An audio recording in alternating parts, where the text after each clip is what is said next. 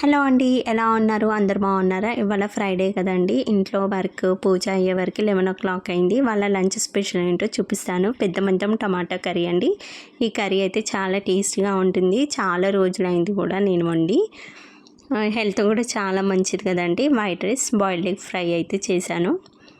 Boiled egg ఒకటే curry, పప్పు చారు ఒక్క కర్రీ మాత్రమే ఉన్నప్పుడు అప్పటికప్పుడు ఎగ్ ఆమ్లెట్, బాయిల్డ్ ఎగ్ కానీ ఎగ్ పొడి కానీ కంపల్సరీ ఎగ్ ఫ్రై చేసేసుకుంటామండి.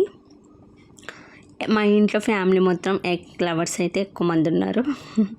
చాలా మందికి ఇష్టం ఎగ్స్ అంటే.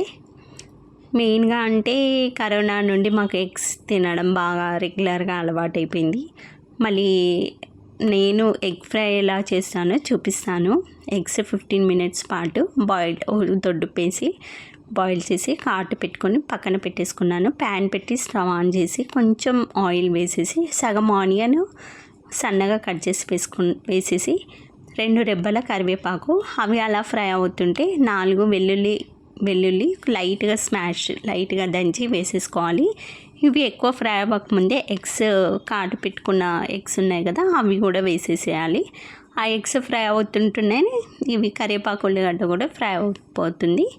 కొంచెం పసుపు వేసేసి ఉప్పు కలిపి పెట్టుకున్న కారం 1 టీ స్పూన్ వరకు అయితే వేసేసాను. ఇవి వేసేసాక ఒక 5 మినిట్స్ వరకు అలా 2-3 మినిట్స్ వరకు అలా ఫ్రై అవ్వనిచ్చి సర్వ్ చేసుకోవడమే అండి. బాయ్.